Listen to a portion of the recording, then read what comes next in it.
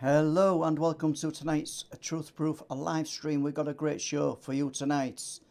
And first of all, I've got to apologise actually, because we did get a lot of questions in last month for Josh Turner and the Bigfoot investigator. But unfortunately, we didn't get a lot of those questions put out to Josh. But I'm sure if we get Josh on again, we'll keep them questions on the back burner for us to ask him when he comes on. So sorry about that, guys. But this week is going to be a great show. As you know by the title card, you know who's on tonight. And so without further ado, without taking any more minutes up, we'll just have a look, see who's in the chat tonight. I'll give some name calls out. It's well, I see Paul Sinclair's in the chat tonight, which is pretty good. And right, Carl Martin, Umbraman, Tim Brennan, welcome Tim to tonight's show. Alison Buttle, Deborah Singleton is our moderator tonight. She does a fantastic job. Please keep all your comments polite, and well, you know the score. I don't have to say anything more on that one. And let's have a look then. We have Breaking the Clouds, Nick's Exploration, Joe Weeks, and Blue Shift, Joey Hayes. Let's have a look, scrolling right through. Magsu and Stargazer, Ralph Winter. Yeah, and we're going to welcome everybody from the UK and around the world to this week's Truth Proof live stream. I will hand you over to Paul. Thank you very much, Les, and welcome to everybody listening tonight. And once again, like Les said, we've got an excellent guest who's going to talk to us tonight about Foo-Fighters, some quite close to my heart, although I've not researched them in any way like this guy has. He's really gone to town on subject. For anybody who knows me knows I'm passionate about these unexplained lights we see off the coast. And I'd be interested to know what Graeme Rendall's opinion of that is. So, Graeme, welcome to Truth Proof. Thanks, Paul. Hello, Les. How you both doing? We're good, thank you. And just quickly get in that you have written a book, The UFOs Before Roswell. And anybody that wants to look at this, he'll be putting some links up later. Les will be doing anyway. And there you go. There you go. Thank you. So we can start wherever you want to go with it, Graeme. We can start on the Foo-Fighters of World War II. Give our listeners, for those not familiar, a breakdown of what they were before we get into your talk. Yeah, sure. So during the war, there was all sorts of unexplained phenomena that were cited by pilots, but also people on the ground.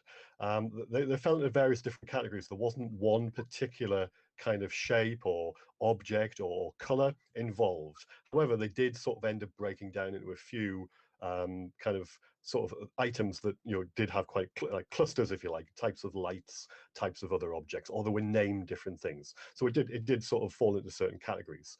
However, the Foo Fighters, as most people have sort of know them as, are lights in the sky that chased after aircraft, that followed them, that the crews couldn't get off their tails, and they frightened the life out of them. And the popular misconception is that this phenomenon only affected a small number of aircraft, small number of crews, and a small time frame during World War II, more specifically about the last 6 months of the war. The phrase itself was only concocted in the end of November 1944 by an American, or a crewman from an American night fighter unit based in France. So that particular name stuck, although it took a while to percolate through to a lot of units, let's say, based in Italy and other places. And some units, especially the RAF, didn't actually use the phrase at all. They had their own name for the things that they saw. So, but this popular misconception actually lasted for about 50 years. I'll explain in a minute why that is. But that's probably why this phenomenon hasn't had the kind of exposure that it's had, like you'd say, like Roswell would have had, or Socorro, or you name it. The stuff in modern ufology, they've been a kind of a backwater because for a long time people only thought it was like a small handful of sightings affecting a small number of people in a very particular place. But that's not the case. Would you mind putting the first slide up there, please?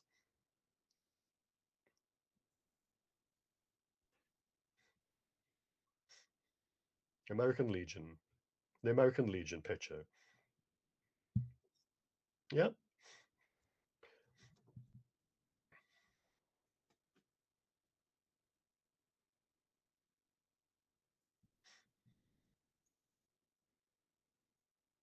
No problem.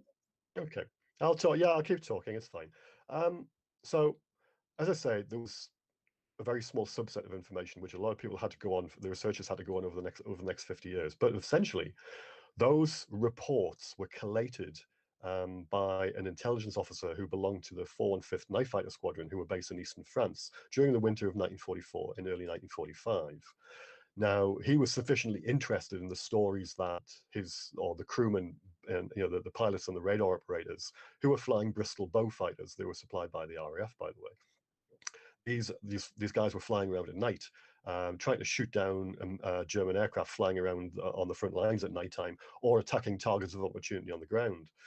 But they were coming across these lights, and of course, it wasn't just one crew; it was a number of crews, and it turned out to be pretty much all the crews in the unit ended up talking to the intelligence officers and saying, "Look, we've got these, we're seeing these strange lights, and they're following us in many cases. And in some cases, they were really to the point that they couldn't shake them off. It didn't matter how they threw their aircraft around the sky; these lights were just almost like welded to their tails."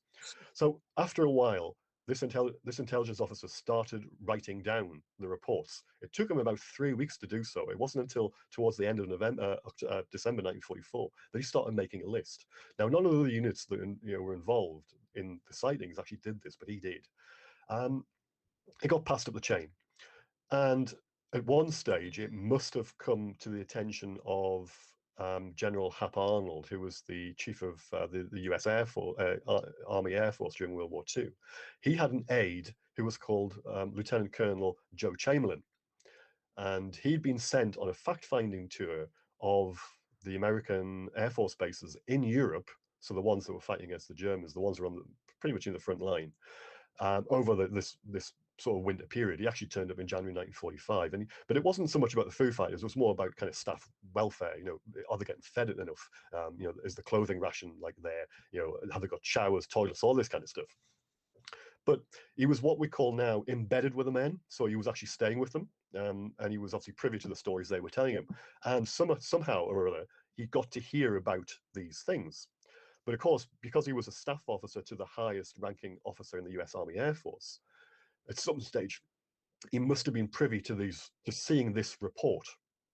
And he's taken half a dozen sightings from that list, and there were actually more than 14 or 15 on this list. And those are the ones that appear in this magazine article that was published in American Legion magazine's December 1945 issue, and it was called The Foo Fighter Mystery. Do you have it up on screen now? It's up there, is it right? Okay, sorry. So this was a couple of pages in the magazine, and it listed these half dozen reports from the same unit, the 415th Night Fighter Squadron. It also listed a couple of reports from the Pacific War, because things were happening across there at the same time. And there would also been a daylight fighter squadron, a P-47 Thunderbolt squadron, which had seen something strange over Germany in the daytime. And that report was on this magazine article. So you've got 9 separate reports. And for the next 50 years, that's pretty much what ufology had to go on. Now, there were some other stories came out of the mix, but there were very few and far between. If you look behind me on my shelf, you've got a book by Harold Wilkins there from 1954, I believe. He had a story, but actually what he'd done was he'd taken one of those stories from that list and he embellished it. And he was known for doing that kind of thing. But if you actually subscribe to very limited edition newsletters or magazines, such as Flying Saucer Review from Britain, or from Len Stringfield's CRIFO in the States, then in the mid-50s and early 60s, a handful of reports from other units, and we're talking about RAF units now, appeared to add to that tally. But again, there wasn't much kind of follow-up, and there's probably a whole load of reasons for that. People were more interested in the modern day sightings. There was probably not enough resources, didn't have the staff. Maybe there was no contact with the people once these initial reports came out. So there might have been a whole lot of reasons as to why there was never any follow-up. But no follow-up, there was never anything done to try and because some of these aircraft were like had not just the pilot on board, they had like 7 or 8 aircrew on, especially if it was a bomber. So especially if it was an American one as well. But there's seemingly no attempt to trace all these other crewmen to try and get corroboration. So you're looking at either single or sometimes just 2 sources for a lot of these stories. But this Graham, state of affairs, yeah, sorry. I'm sorry to stop you mid-flow, and I know you'll be able to pick up on this because it's your subject. But do you think somewhere within the MOD archives, somewhere in Germany, there's some dusty archive? There's a lot more reports of these things waiting to be unearthed. So if you read my book, you'll see exactly where I've got the information from. So I actually list the files from the National Archives where I've actually obtained this information from. Right. So there is a lot of information there. It just needs to be, in some cases, interpreted, because it's not as straightforward as saying, here's a UFO. It's not that kind of reporting. You have to look at it in the context of the time and also using the military technology, and also knowing where things were and what kind of things were based and all the rest of it. And there's a whole lot of information. So I've got a background in knowing about like World War II. I've had an interest in it since, for like 45 years, and for aviation over the same period of time, and also ufology. So all those 3 things came together in this. So I've got the tools to be able to like go to the archives, look through the squadron records, and pull out this information. And often it is a case of, it talks about red lights, or they'll talk about mystery lights or mysterious rockets, sometimes even mysterious jets. So there's a whole load of names and stuff. Terminology. Can you pull it? Exactly. Can you pull up the next shot, please? You said it was a P-61, the P-61 Black Widow.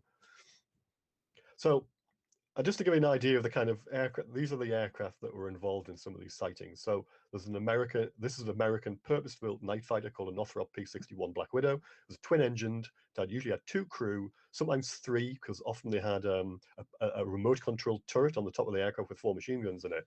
But they were very, very potent aircraft. They weren't particularly fast, but they were very well suited for attacking convoys on the ground and shooting down aircraft. And that was their basic mission. So that's what they did. I've also got another slide of the Bristol Fighters that I mentioned before, that the 415, the 5th actually operated. There was 2 different types of aircraft. So that's those. But if you just go forward to sort of the 50s, 60s, 70s, and 80s, this topic went nowhere. If you look through the UFO books of that time, half the time they're not mentioned at all. You skip over from the ghost aircraft of the 1930s right through the ghost rockets in 1946. Nothing said at all. If they do mention it, then it's literally pulled from that handful of reports that appeared in the American Legion magazine and nothing else. You get to about you get to the 1980s, and a few stories start to appear about some other RAF records. May 1943, there was a large object seen over Germany. November 1942, there was a large torpedo object, and it was about 200 foot long. It was seen over northern Italy. It was seen twice by the same crew who were attacking Turin. Those stories started appearing in the popular UFO magazines and books in about the late 80s, early 90s. But until the mid-1990s, nobody had really been able to dig into the squadron records or the war diaries, and especially of the American units, where those original reports came from. But in the mid-1990s, the likes of Citizens Against UFO Secrecy in America did get to those reports. So not only were they able to confirm that those reports were accurate, but they were also able to pull out a few more as well. And I've looked through those files myself. I've managed to get those files from the Air Force's Historical Research Agency at Maxwell Air Force Base in Alabama. And I've got like copies of microfilms, not the actual microfilms themselves. It's on PDF, but I've got all these.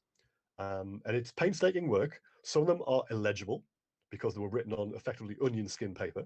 And over the years, it's faded away to the point where you can hardly read them.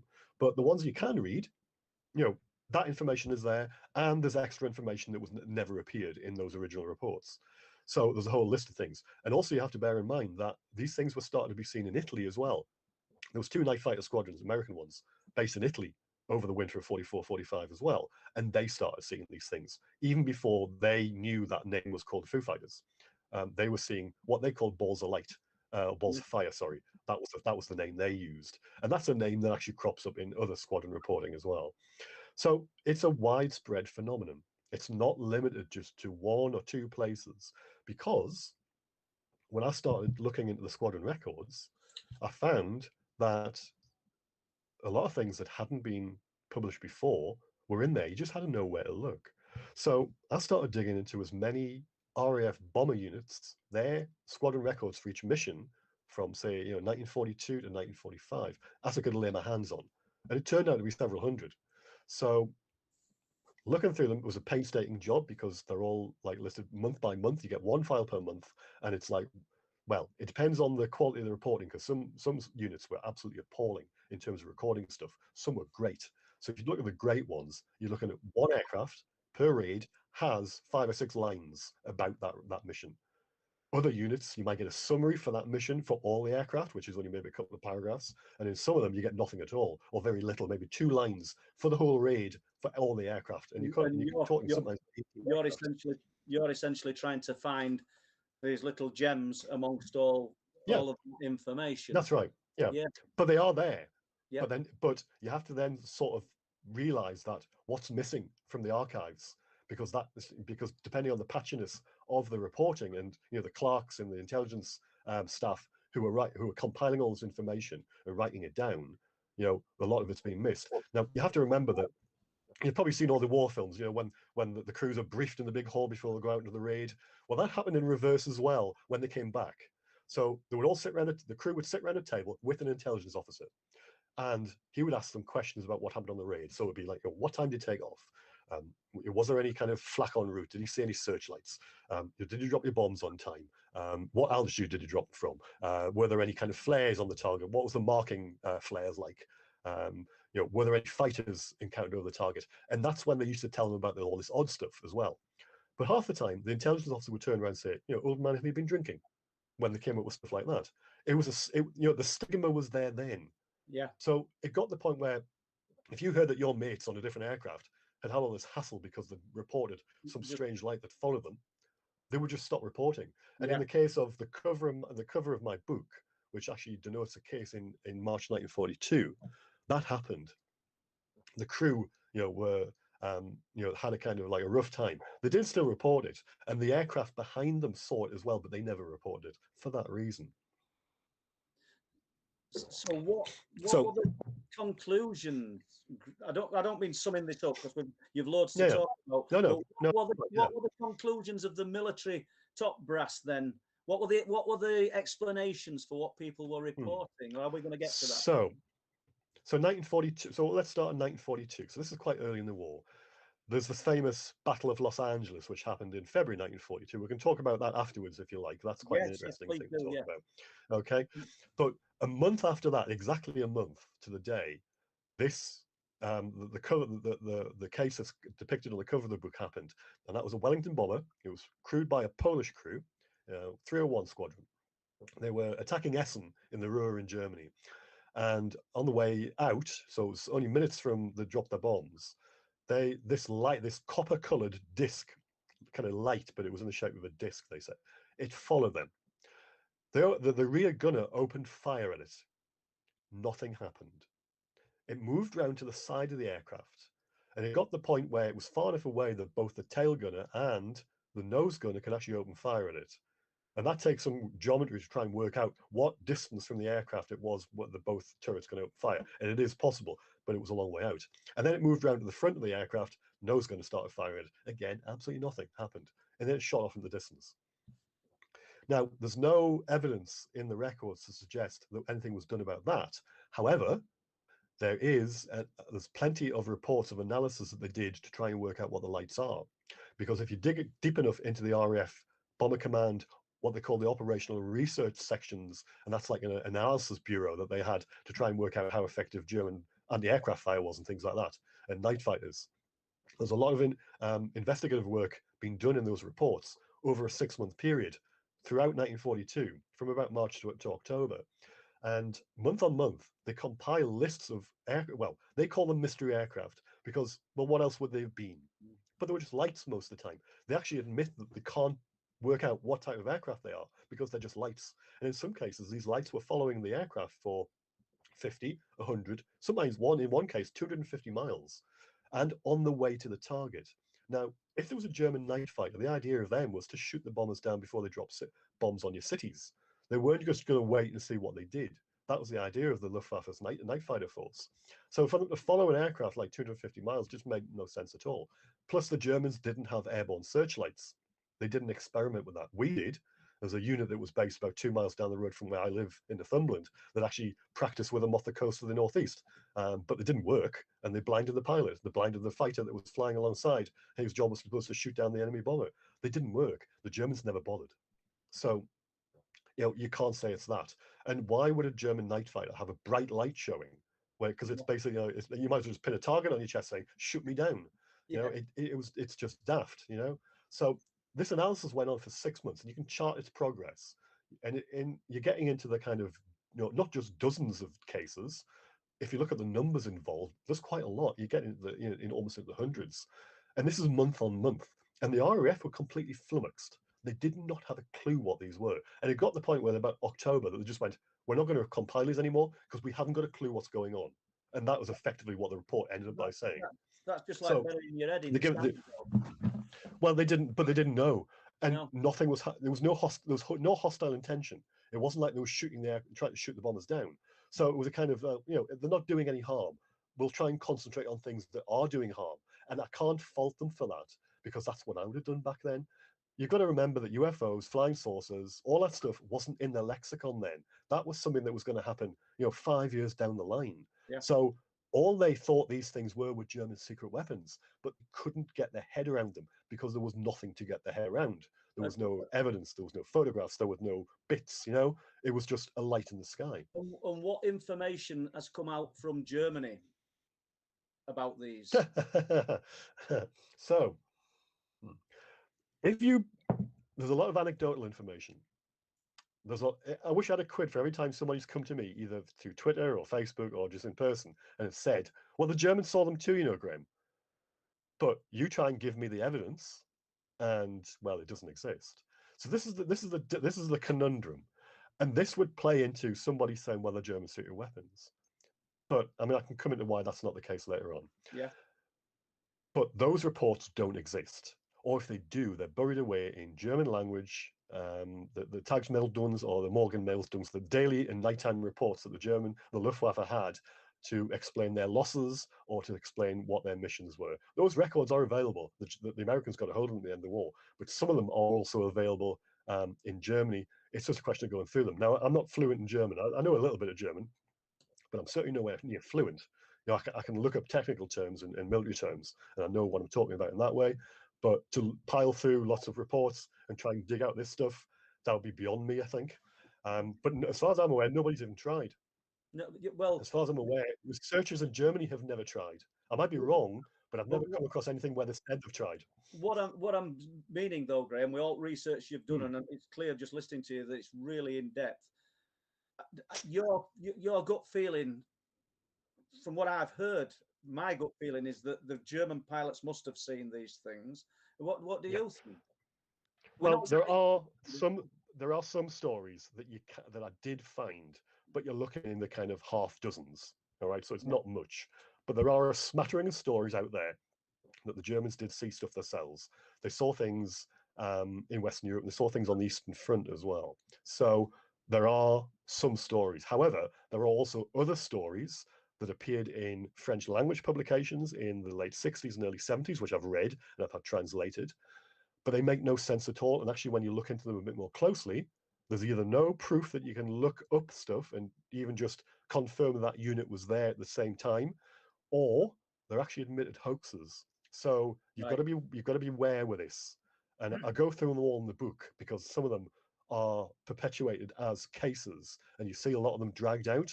When people talk about the Foo-Fighters, especially on the internet, you'll see a lot of websites that cover a lot of cases, and the bit where they say, "Oh, well, the Germans saw them too, and here's the proof."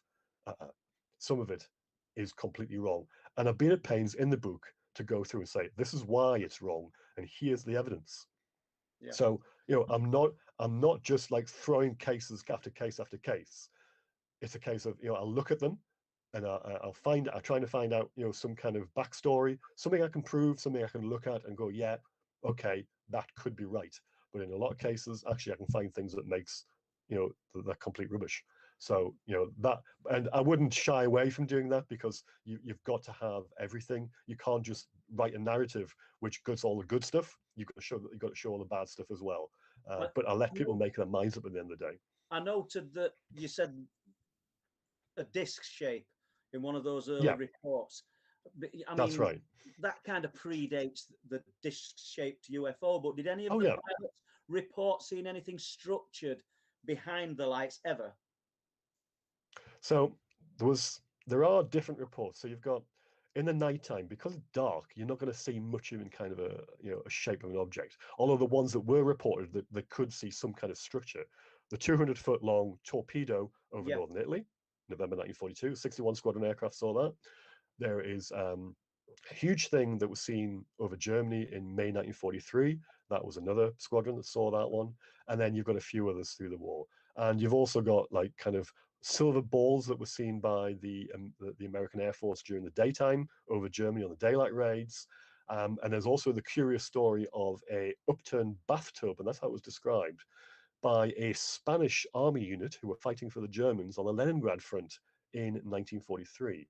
So, and it was observing a battle going on below it, the Battle of Krasny Bor. It's quite a famous battle if you know your military history from that particular part of the world and that particular time. It was the 10th of February 1943, I believe. It was certainly February 43. And there was a big battle going on the ground between the Germans and the Russians. There was also an airborne battle going on above them between the Russians, the American and the German Air Force. And this thing was watching from above. And it was described as an upturned bathtub. So there's a craft. So make of that what you will. Well, it's interesting, isn't it? I mean, you'll probably be able to tell me which painting it is, but there is a painting that displays a battle in ancient times with what appear to be craft in the sky. Do you know what? I don't know what they call it. I no, offhand I can't remember what they call it. But the only thing is you've got to be careful with the very, very old stuff. Because interpretations, interpretation goes a long way, and our modern day kind of sensibilities don't translate well to stuff from antiquity. If you look at the Bayeux Tapestry, you can see Halley's Comet on that. Now if somebody didn't know about comets, they might think that was a spacecraft. So you've got to be careful. And the thing about that Nuremberg woodcutting from, was it the 1500s or 1600s, with the kind of spheres, again, I wouldn't go out of my way to say that's definitely UFOs. Well, the thing is, because Graeme, I don't have anything to go and say, oh yeah, here's the evidence why. Apart from the actual woodcutting, or apart from these ancient paintings, like you said, we've got nothing to go on, have we? But here you've actually got a paper trail, and I'll let you pick up. Well, that's it. Yeah. No, that's fine. So I've been at pains to go through, and every time I've found some information, I've told people in the footnotes, because there's over 1,100 footnotes in the book, where that information came from. And if I don't have it, I'll actually say why I don't have it. And that's when you get into the realm of the hoaxes and the mischief as well. So, and actually, one author in France in about the 1970s did make something up, and he made something up to try and draw out his competitors who are copying his work. But that story has been perpetuated. I'm not going to say what it is. You'll have to read it. But that story has been perpetuated, not just in print, but also on the internet for years. And you still see it crop up now, and people still wholeheartedly believe it because it's on the internet.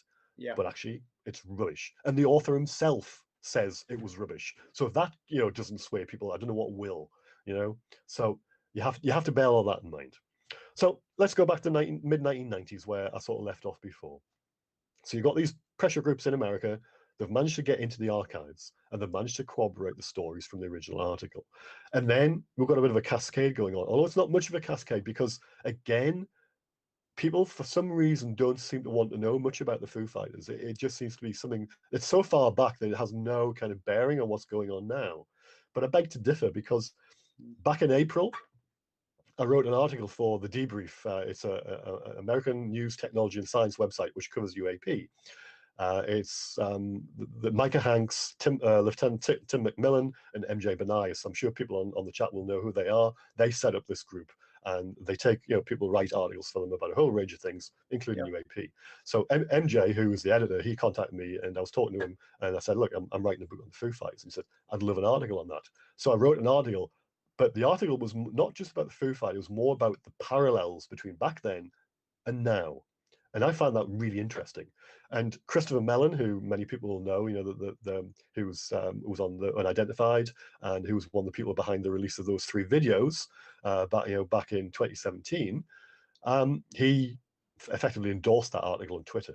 Now, what I was getting at in the debrief article was that there were 2 cases, and I mentioned one of them in the article, from 1943 that were, you could say, somewhat similar to the Tic Tac incident of 2004, in so much as there was a kind of a dogfight going on. So we've got this case from the spring of 1943. There's actually a letter in the New Zealand archives, and it was from an ex-43 squadron pilot, an RAF squadron, but he was a New Zealand pilot flying Hurricanes over the desert, so in North Africa, and on a night intruder mission, and that's what 43 were doing back then. And he was flying over the front lines, and this orange light appeared on his wingtip, and it wouldn't let go. It was just sat there. Didn't matter how he turned his aircraft, it sat there. It moved away, it followed him. He managed occasionally to get the aircraft ahead of it to be able to turn on it, just enough to open fire at it with his 20mm cannon. But nothing happened. And then he got back on his tail again. And that happened until he managed to fly back over over his lines, and it faded away. He then turned to try and resume the mission, and it was back. So make of that what you will. This is an engagement that's happening. There was another engagement which happened, which involved a Beaufighter squadron with a night fighter pilot from South Africa. December 1943, over just near Naples. Same kind of thing. Got into an engagement, started going round and round circles with something that they couldn't understand what it was. It was just a light, and it managed to outpace them as well. They were like following it in an upward spiral, and then just shot off in the distance. Now, those stories are fairly reminiscent of what happened with the Tic Tac, with the F-18s, as I'm sure you'll agree. Not in huge exactness and in detail, but the general kind of similarities. So, a bit of reinventing the wheel here. These things have been seen before. They may not be the same thing, but the same scenario happens. And that's, of course, 8 years. They may be the same thing, to be honest, Graeme. They may well be, exactly. I'm not going to sit here and say that, because I can't produce the evidence. But there's no harm in theorizing and saying, well, yeah, it's possible. Like a lot of things, it's possible. We spoke briefly about the lights that I'd been observing off the eastern North Yorkshire coast. Did in the report, in the information that you've looked at, did they say how these lights appeared? Meaning, did they appear to fly, or did they just switch on? Sometimes they appeared so quickly that they couldn't work out where they come from. Other times, there are some reports where they're saying they came off the ground or near the ground. Right. So that's intriguing as well. But that would suggest a level of kind of technology like a German, like a surface-to-air missile. But in the talk I gave at the Preston Minicon, I went through the lists of some of the German rockets that they were developing, the surface-to-air rockets, the anti-aircraft rockets. And these things weren't in development because they had protracted development time. There was a lot of problems that the Germans have faced, even though a lot of people say, oh, they had these wonderful weapons. Well, they did, but they couldn't get them to work a lot of the time for a whole variety of reasons. And none of them actually went into service. The only things that did were the V2 and the V1. But there's also reasons why they don't fit the profile either. Yeah. The V1 itself was powered by a pulse jet engine. It was a very crude jet engine. And it didn't work very well above about 4,000, 5,000 feet. And that's why, and also you couldn't take off with one. You didn't give enough power from a standing start to get an aircraft airborne. So the Germans never strapped them to their fighter aircraft because they wouldn't work properly. So a V1 flying bomb had to be catapulted off a ramp to get it up to flying speed so that the pulse jet could take over. Now that you're not going to see those things at altitude, 25,000 feet, 20,000 feet, where these red lights were seen. Similarly, the V2 just went straight up. There was a bit of a kind of light on the ground. It was a kind of a white, yellowish light that went up as it came up. It went to 50,000 feet, did a kind of 45-degree turn, and went straight off it in an arc, and then came down on its target. Yeah. They don't follow aircraft around. They don't start on tail and go to wingtip and then go to the front of an aircraft. That implies some kind of intelligent control. Exactly, that's right. So, you have to look at these things in the round. And it is a case literally of just looking at what was there, what the Germans had, where they deployed it, what kind of state it was in, Did they have jets at a certain time in the war? Did they have rocket aircraft at a certain time in the war? Were they employed at night? Well, the rocket aircraft weren't. The jets were, but much later, and only in a very, very specific part of Germany. So even the reports of those, which started appearing in about October 1944, they can't be, because the Germans didn't field jets at night. And actually, the reports, there's an admittance. You get to a certain point where the intelligence report, they admit that it were just fast-moving lights. They weren't jets, but they were reported as jets because, well, what else would they be? So you get a lot of that as well. Similarly, early in the war, once they stopped calling them lights, they started calling them rockets in the intelligence reports, because they thought they were going to encounter rockets, because intelligence had picked up on the fact that the Germans were building such things. But they were never tested at night. You know, they weren't sophisticated enough to start tracking aircraft at night. All that was still, you know, years off in the future. So, you know, there's a whole lot of reasons why the popular kind of explanations that people have trotted out to say, well, this is really what the Foo Fighters were. They don't hold water. I'm sorry. That, you know, I can't say what they were, but I can say what they weren't with a fair degree of certainty. Anybody ever comment or write down that they'd heard any sound or any kind of electrical disturbance to their equipment? Most of the time they were silent. There was one particular case which, from April 1945, so you're actually looking at the last bombing raid of the European war, and there was a crew. He was actually an Australian pilot, 9 Squadron, and he came across what he claimed was a blanket. It flew past his aircraft, and it blotted out the sky effectively. It was so big. That's why he described it as like a big woolly blanket, and it was gone. But at the same time, because they were carrying tall boy bombs, 12,000-pound bombs, the kind of earthquake bombs, it was a huge thing. It detached from its cradle and dropped through the bomb bay doors, broke through the bomb bay doors, and was lost. And that was before they were near the target. And all the electrics in the aircraft just went poof. All the engines, everything. So as this thing passed, the bomb detached. The bomb fell off its cradle, so it has like mountain cradles. So you know, it's kind of, it's electrically powered, and it's held in place by, you know, sort of maybe half a dozen like kind of bolts and, you know, fastenings, and then also it's electrically released and it drops. And the constant, you open the bomb bay doors before you do that. Well, no, it actually, because all electrics just went, it detached itself and crashed through the bomb bay doors. That's incredible, really. But they had to then recover. They had to then recover the aircraft, because the aircraft fell out the sky. I see. So, and all this is actually, and the information about the bomb coming loose and losing the power is in the historical record, but the bit about the blanket isn't. But they then had psychological effects when they got back, according to the pilot. They were getting headaches, and they were apparently looked at by a medical hospital. They were kept in for several weeks, and this is just obviously now, just after the end of the war. You know, there was all sorts of strange things happening. Again, it's in the book. It takes up, you know, quite a few pages in the book, the story, because the pilot was actually interviewed by James McDonald. Now, I don't know if you know who he was, but he was an American scientist who in the 60s. He went around interviewing people around the world, and he came up with various theories. He was discredited. He committed suicide at the end, but he interviewed the pilot of that aircraft in the late 60s, and I've got an audio copy of it, courtesy of a researcher in Australia. So I used that. Yeah, we're going to. So that's how I got it. Information. Yeah. So what? It kind of implies that these things were trying to avert some kind of casualty or disaster by causing that bomb to drop through the hatch and explode somewhere else. I can't say, because it might have led to the death of the crew. It could have led to the death of the crew, because if he hadn't, he was actually he'd been a test pilot in the squadron for testing certain things the year before. He had a certain amount of experience about kind of like scenarios like this, which other crews may not have had. So therefore, he managed to rescue the aircraft and the crew. But that might not have happened with another crew. And of course, we don't know about all the things where people didn't come back, because they wouldn't have recorded anything. No. So there's a lot. We can't assign a lot of agency to a lot of this, because we're just guessing. You know, so, you know, this is why, again, I keep coming back to, I can't really come up with a whole lot of blue sky thinking on things like this. I'm only going to deal with the facts. I'll entertain theories, but I can't put any weight behind particular ones, because I just don't have the evidence to say, well, yeah, that's true or that's not true. But I'll stick to what I know. And that's fair, Graeme, and I can't fault you for that. But based on what you've just said, then this object passes the aircraft. The aircraft loses power. Its weapon drops through the hatch and explodes somewhere. Yeah, but what did the bomb fall on? Some kind of correlation there. You know what I mean? Yeah. But, yeah, but what did the bomb fall on though? You know, so well, if that crashed through a house, let's say, it would have killed people. You know, even if it didn't explode. So because it was quite a heavy thing, and it's coming, and those things nearly went supersonic as they were hitting the ground. So yeah, that was the idea of them.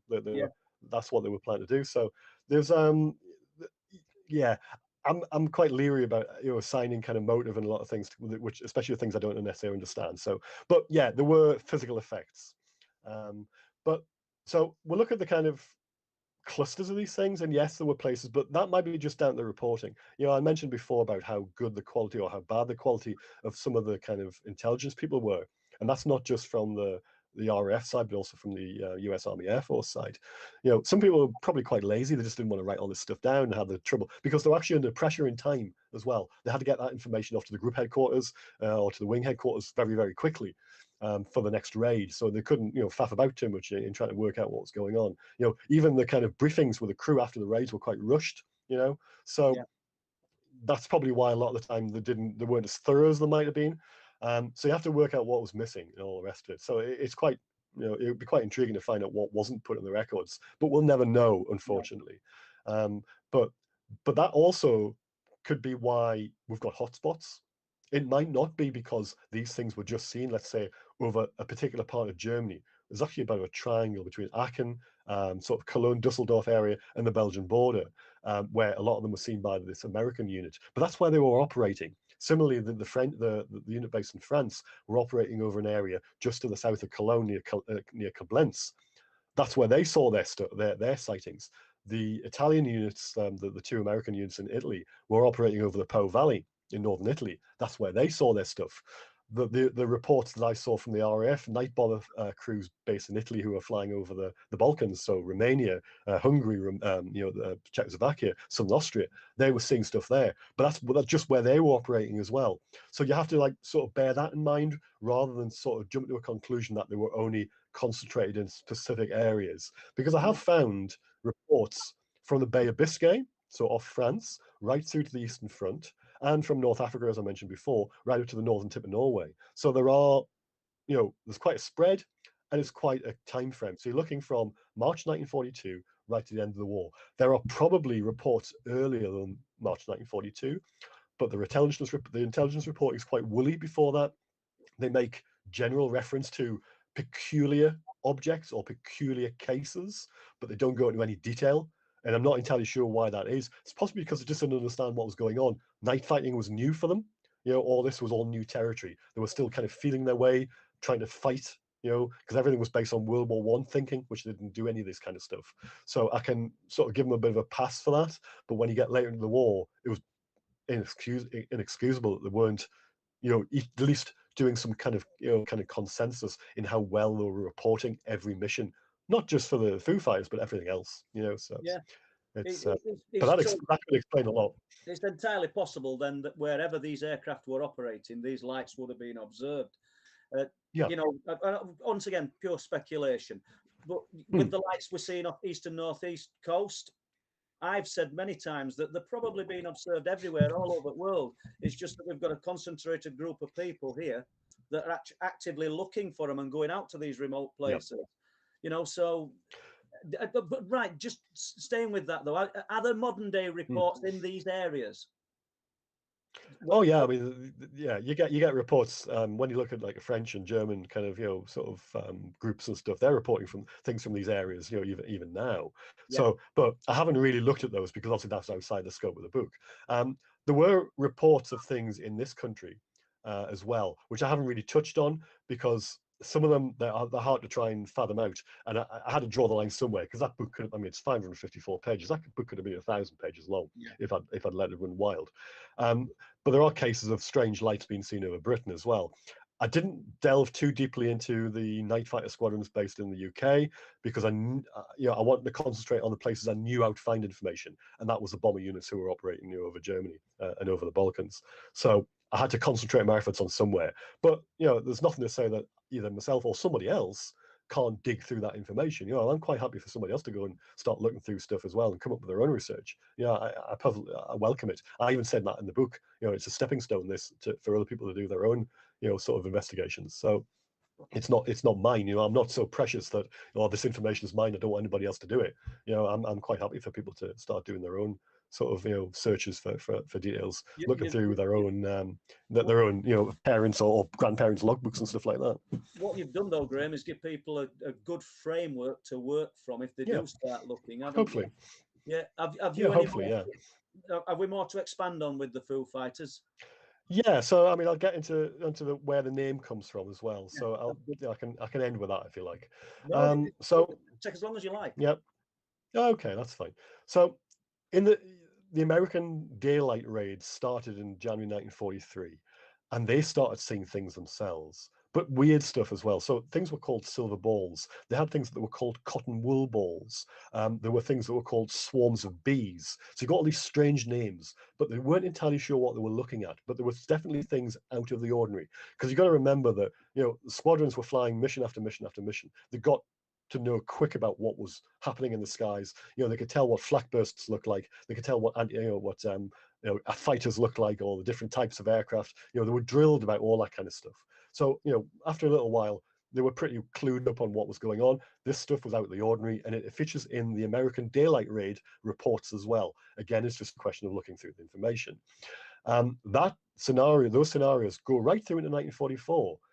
There's actually a curious sort of thing from Stuttgart in October 43, where like kind of shoals of what they called flying fish, or little kind of pellets. They were like 3 inches across, and some of them fell through the wing of a bomber. There's all these weird stories. Now that might have been some kind of strange German secret weapon, but I'm actually fairly clued up on those kind of things, even the stuff that never ended combat.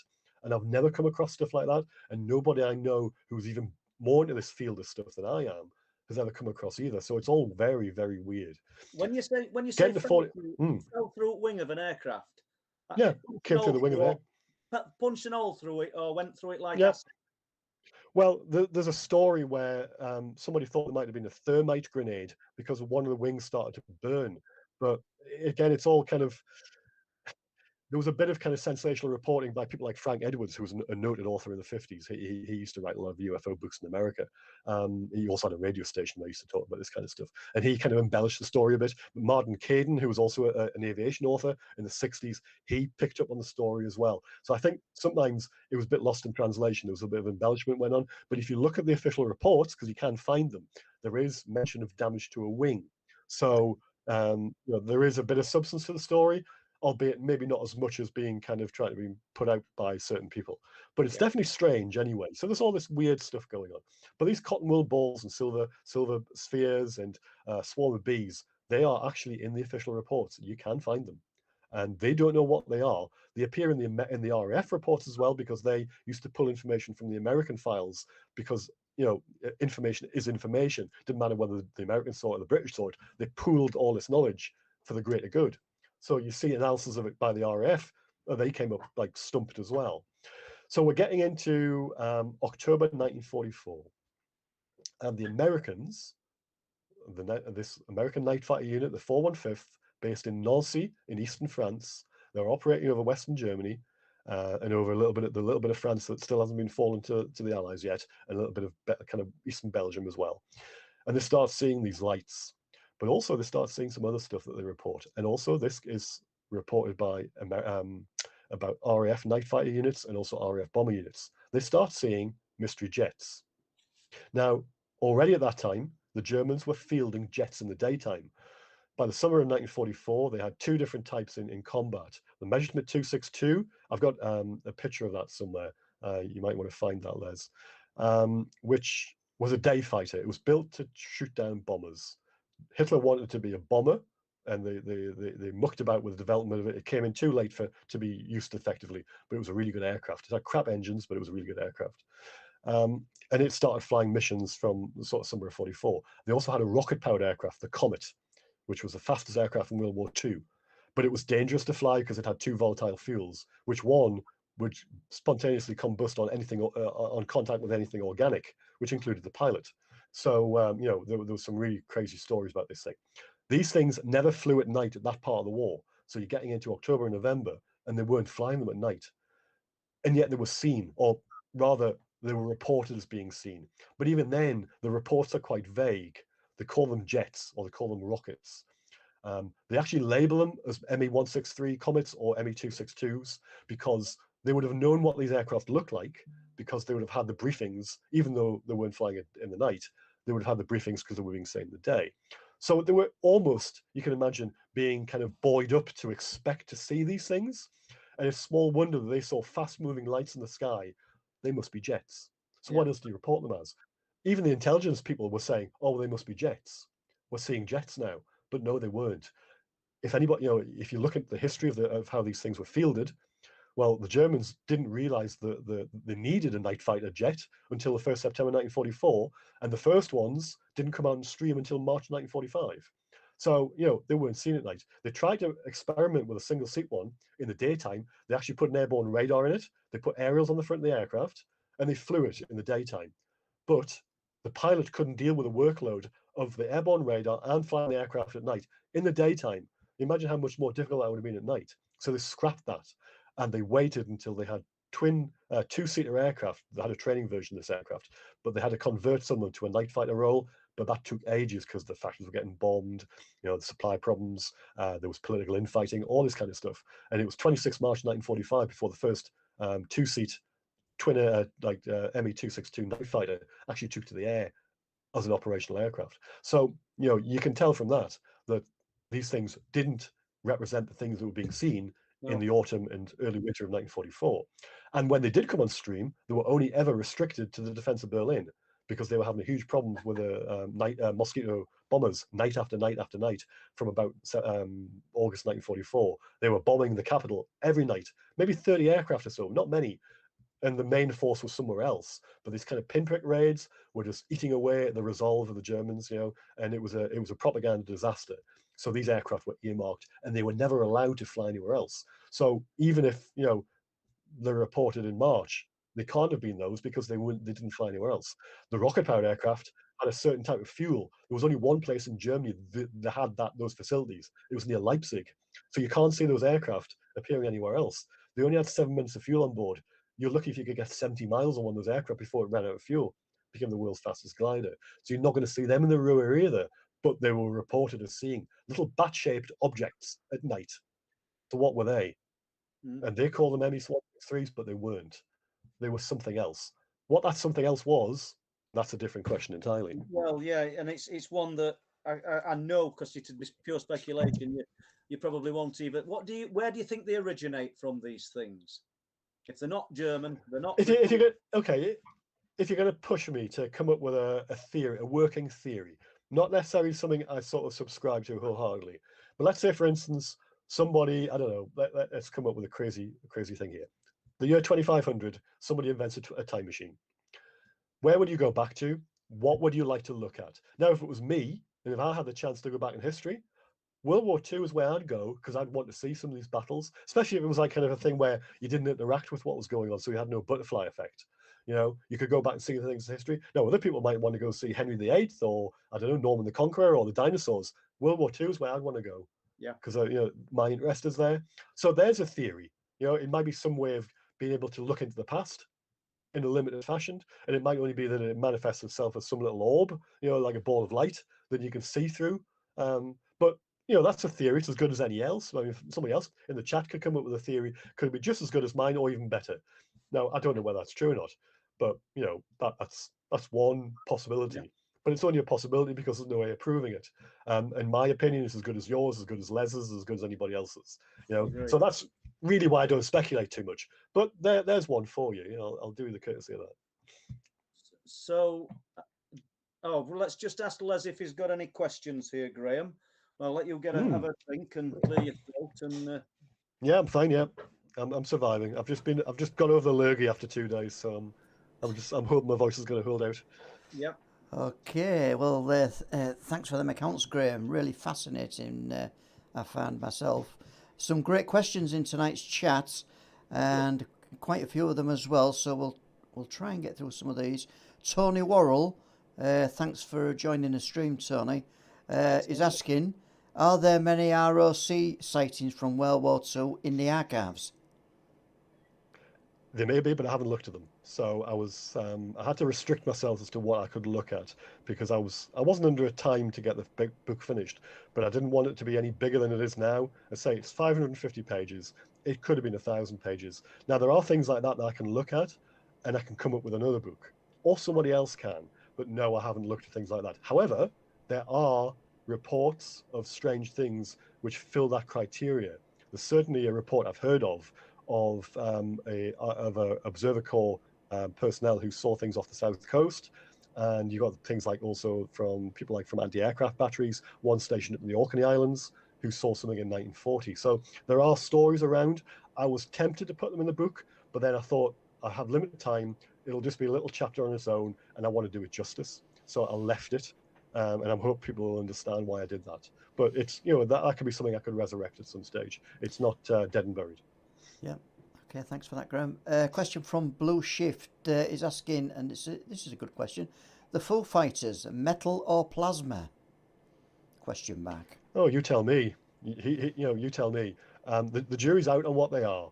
All I could do with the book was say what I didn't think they were, and I'd like to think I've sort of proved that they weren't German jets, they weren't German rockets, there weren't any other plethora of German secret weapons that were either being concocted, were on the drawing board, or even in development. But beyond that, I can't say. I'm not somebody who's going to leap to conclusions based on limited information. I'd rather let the data take me, and then because the last thing I want to do is start putting things in books where 5 years down the line, because either something's changed or some new information comes along the line, someone then says, "Well, you've got that wrong, Graeme." Or I've seen too many people over the years defend narratives because they're pigeonholed, or they pigeonhole themselves into kind of oh well, this is happening because of this, and then you just turn around and go, well, no, it's not. And then you see them having a twist and turn to try and suit new information that comes in, and just makes them then just start looking stupid. So I don't want to be that guy. Well, So I'll just that's why I don't. That's why I don't do that. I'll just be that guy for a minute. I don't mean I'm going to. No, It wasn't a dig at you. Don't worry. no. Based on what you've said, though, when you're talking about the aircraft opening fire on these things Yeah. at close range and having no effect, you would think. I mean, I know once again we're only speculation, but you wouldn't think it were metal if there's absolutely no effect. What did you say? 20 mil guns. It kind of suggests that there weren't metal, like solid objects. But like you just said, we'll never know. Exactly. The technology that you used back then, the technology we've got now, the technology we could have in 100 years' time or 1,000 years' time could well be different. It could allow things to pass through solid objects. So nobody knows. It's a bit dangerous kind of trying to subscribe agency to things because we simply don't know. And I'd rather just sort of leave that because, I can't, it's a question I can't answer. I can entertain the suggestion, but that's as far as I can go because I can't say, yes, that's why. All I can do is report the facts and then let other people make judgments. And if somebody else wants to read my book, come to that conclusion that it was ball lightning or some kind of atmospheric effect, well, that's fair enough. I can't argue against it, but I can sort of point people to, people knew what St. Elmo's fire was. People saw ball lightning. These things don't seem to be that. They seem to be something totally different. St. Elmo's fire, for instance, usually affects aerials. You see it on the ship, on the aerials of ships, or you see it on the propeller blades of airplanes. It was a known phenomenon. They knew exactly what that was. The pilots from the American units were really annoyed because a lot of the press in America, when they got to hear about these things in about February 1945, were just dismissing them as ball lightning or St. Elmo's fire.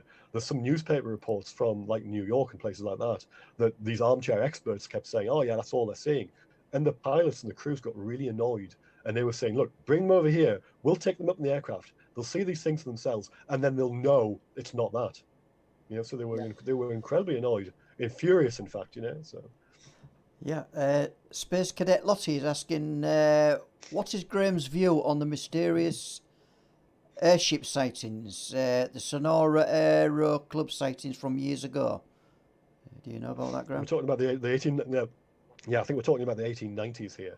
So. I do have a pet theory, but it's not anything kind of like anything solid.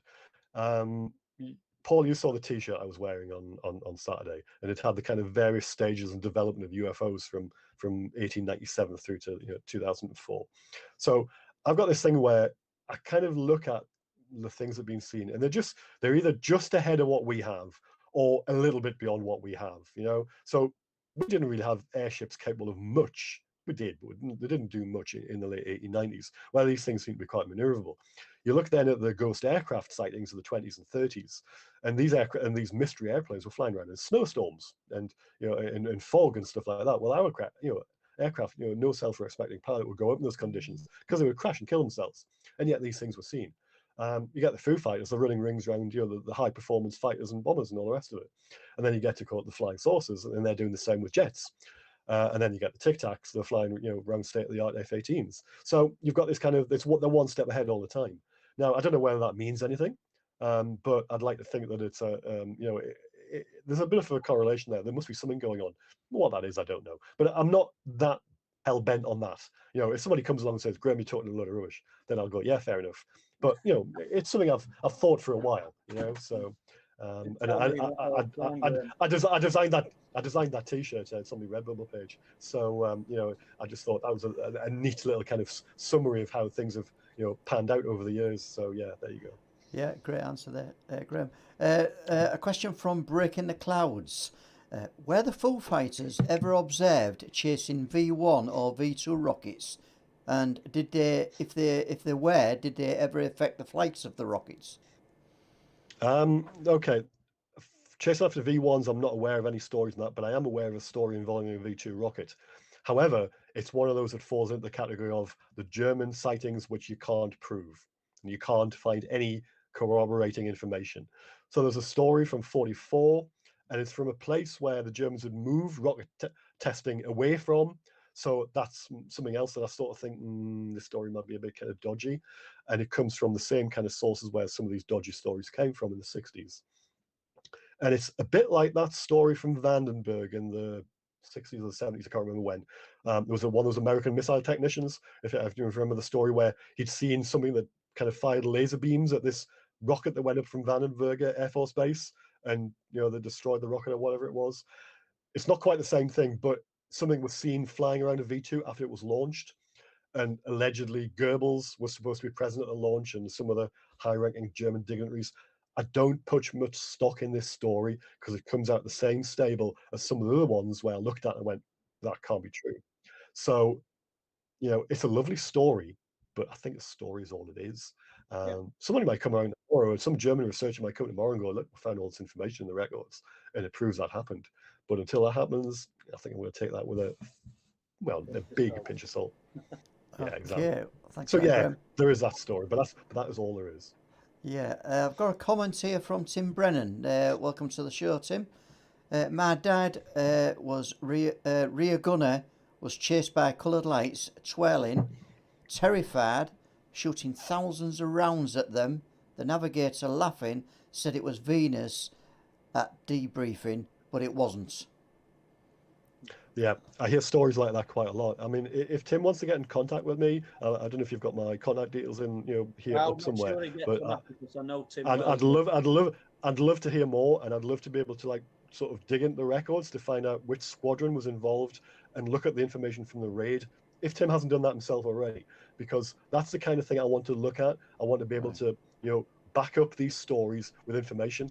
Now, I'm not saying this is the case with Tim, because I do believe people when they come to me and say things, but unfortunately, I've had a few people before when they knew I was writing this book saying, "Oh, my grandfather, this, that, and the other, saw things," and then when I pushed them on it, they didn't want to know. You couldn't get beyond the kind of that just a little initial story. I didn't even get people's names, or squadrons, so I couldn't go and trace them down and find them. And I got so much of that. I got not quite disheartened, but it was a bit, it was a bit discouraging in a way, that people were happy to come forward with information, but when they didn't want to go that final mile, I'd love Tim to come up with the information for me, because I'd genuinely like to help find out some more from him. I think myself and Les can vouch for Tim because we've met Tim. Good. He's been really helpful to us in past. And like I say, I'm not I'm not casting any aspersions on Tim. What I'm saying is about the people I have been in contact with in the past, and it was a bit of a letdown. But if Tim can provide me with the name of the gentleman and also the squadron, I'll be happy to chase that information, and I would provide him with copies of everything I found. Wonderful. There you go then, Tim. Space Cadet Lottie is asking, does Graeme investigate UFO reports from Mexico where the governments are more open? Right. No, I don't. I'll leave that to somebody else. My focus has been on the Foo-Fighters, so it's a very narrow window of time. I'll look at it for information, but I don't actively investigate it. I'll leave that for people who are much better suited to that kind of thing. Yeah, an emphatic no from Graeme there. Sorry. Cadet Lottie. Yeah. I guess something along similar lines here. MKMD Exploration and Paranormal is asking, what's Graeme's stance on Lightning XS894? Was it UFO related? One where you got disorientated and crashed into the sea after he was trying to intercept a Shackleton on an exercise on a Takival. There's various stories about it. There was quite some sensational reporting from a reporter for one of the Grimsby newspapers, I believe. There's also some information about where he was when he took off. He didn't actually put his kit together correctly. He was quite rushed, which might have had a kind of knock-on effect for when he was intercepting this other RA aircraft on this exercise. There's some other stuff about the fact that there's some strange stuff about the cockpit when they found the aircraft, when they recovered it. I suppose we don't know, but I think it might be quite mundane. I mean, this might pain people to hear, but I don't instantly believe everything I hear. Just because people come up with a story and it might sound really convincing, I sort of look, but come on, just let's start from a rational point of view, and then we can entertain the possible and the possibly the implausible later on.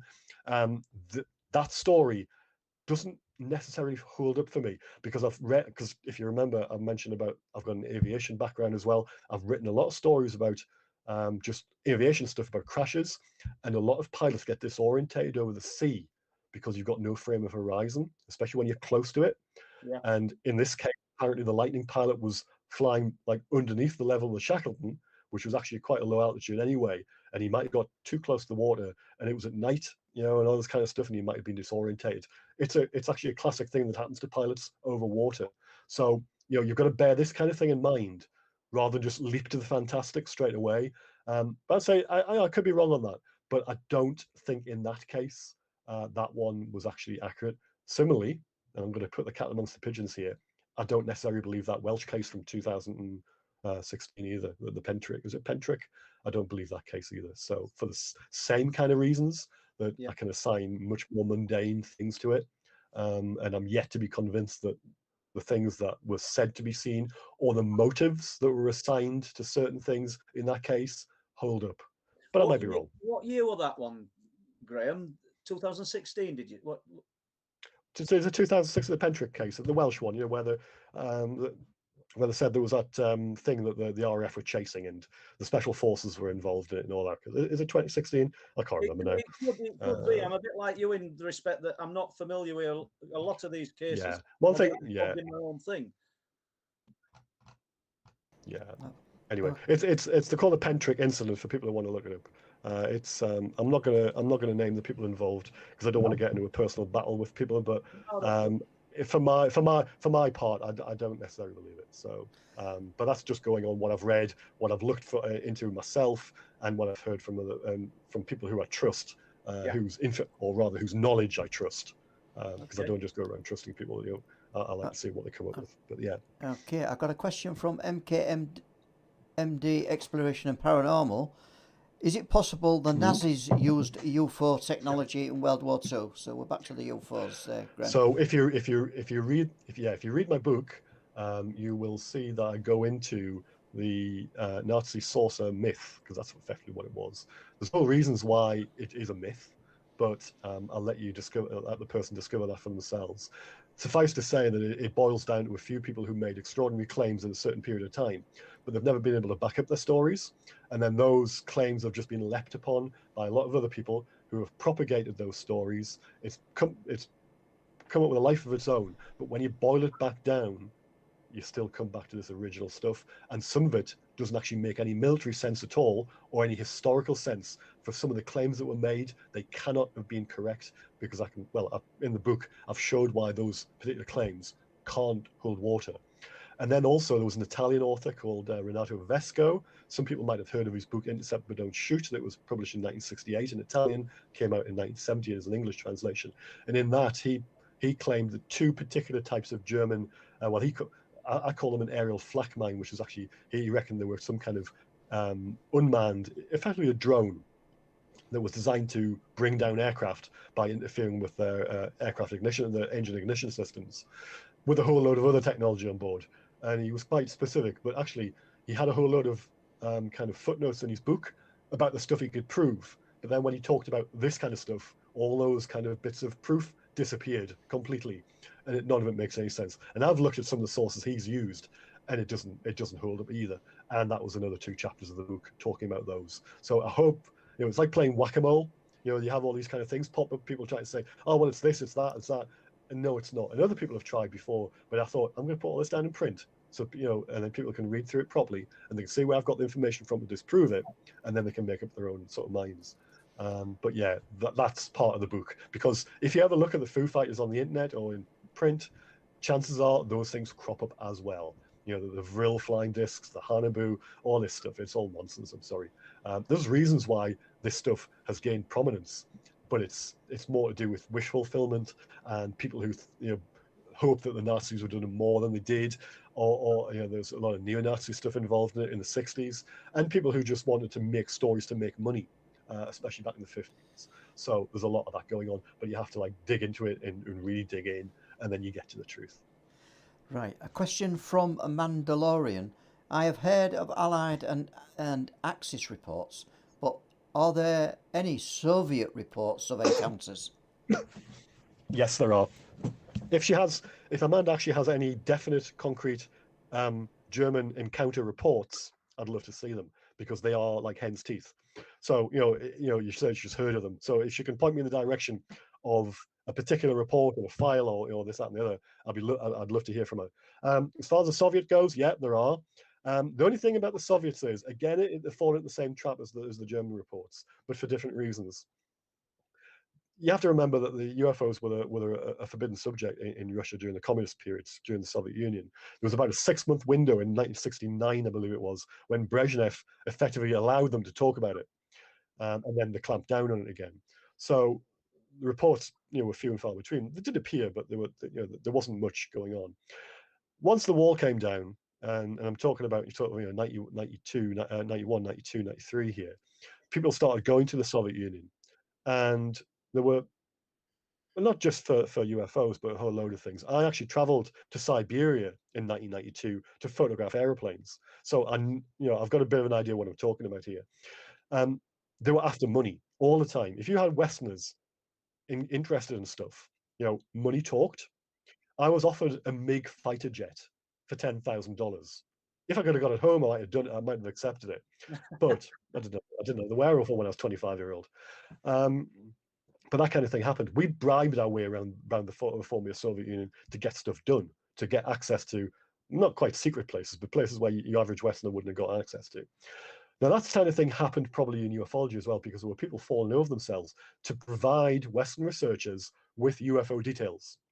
Now, I'm not saying they were all crooked, but some of them undoubtedly were, because we've all heard stories about scams and all the rest of it involving Russians from back then. Because you have to look at, for one example, if you remember a documentary that Roger Moore fronted called the Secret KGB UFO Files, there were 2 little bits of film in there, one that involved a MiG-21 fighter jet and one which involved a MiG-23 Flogger fighter jet, and with these kind of tube-shaped or another kind of shaped object just flying away.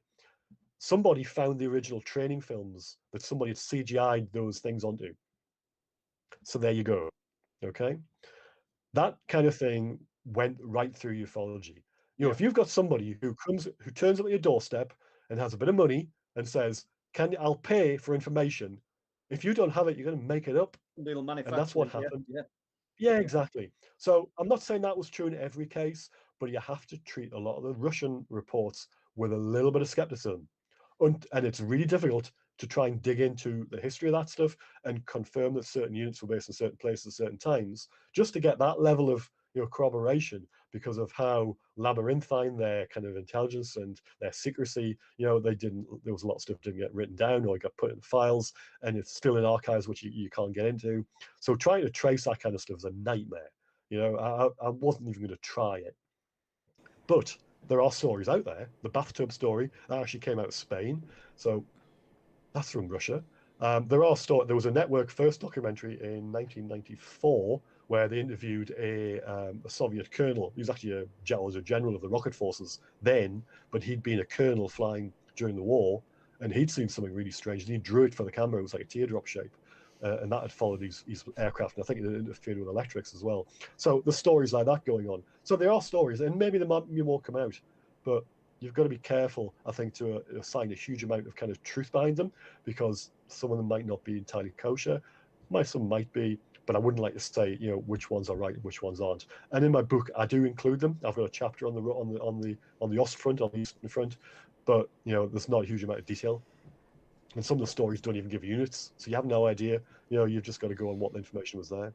Graeme, I don't know how this question is going to sound. Did you research or look into what these lights? I know you're going to say, well, of course I did. Because did you look into what these lights could have been outside of the obvious?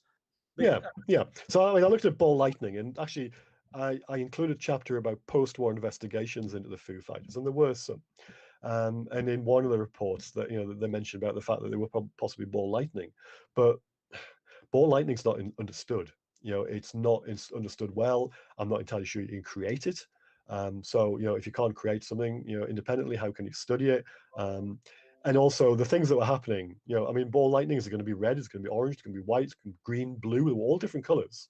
As far as I'm aware, ball lightning is one particular color, and and from what I've read about it, it behaves in a certain way. It doesn't follow aircraft around, So I think, and of course, there's other stories that have happened. I can't rule it out entirely. No. But I would like to think there's probably not that. If it were ball lightning, then it implies, from your descriptions, or from, let's say, from the archives, the actual paperwork of the time, it implies that this stuff's got intelligent control. Well, you'd see it now. You'd see it right through history, Paul, wouldn't you? You'd see it in the 50s. You'd see it in the 60s. You'd see it today. There'd be somebody flying around tonight. They would see it, and they would say, "Oh, it's ball lightning," because it would have the same. It would manifest the same in roughly the same way every time. Well, clearly that's not the way that it works. People have seen things from antiquity which don't fit that particular pattern. So that's why I'm not. Again, that's why I'm not entirely sort of convinced that's what it is. I don't know whether Les has got any more questions for us, or if he wants to. Yeah, we'll just break away from the questions. These questions, Graeme. I was going to say, has Les got a question for me? Yeah. Right then, gentlemen, if we just do a little bit of housekeeping here and just break away from the questions for a second. Yeah. Graeme, for the people who have joined the stream late and who have and you've been talking about your book, can you just give an overview of your book while I and where they can find the book and how much it is, and I'll put a caption on the screen. Foo-Fighters, there we go. So I've got the Amazon page up, if you can give people an overview. I will do, thank you. So my book is called UFOs Before Roswell, European Foo-Fighters, 1940 to 1945. It's available via Amazon, wherever you live in the world, which local Amazon bit that you use, whether it's .uk, .us, or whichever one it is, you'll find it from there. It's available in ebook, softback, and hardback versions. So there's one to suit everybody. It's 554 pages. Its chapters are split in a different way. So the first two chapters are about RAF sightings. So there's about 175 pages worth of that. There's about another couple of hundred pages of American sightings. And then I go into the European sightings. So one's from France, from Germany, from the Eastern Front. I also mention the German flying saucers. I mention other esoteric weapons which may or probably didn't exist. And things like technology transfers to Japan as well, because there's a school of thought that suggests that the Germans, if they did have some kind of super secret technology that could have explained the Foo-Fighters, might have given it to the Japanese, because the phenomenon was being seen across there as well.